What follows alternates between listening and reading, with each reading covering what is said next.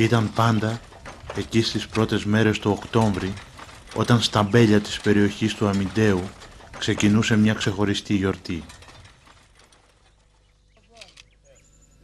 Γέμιζαν από τριγητάδες όλων των ηλικιών που επιστρατεύονταν κατά φαμίλιες για να επιβεβαιώσουν τη ρίση των μεγαλύτερων, θέρος, τρίγος, πόλεμος, δείχνοντας έτσι ότι σε αυτές τις περιστάσεις είναι απαραίτητα όλα τα εργατικά χέρια.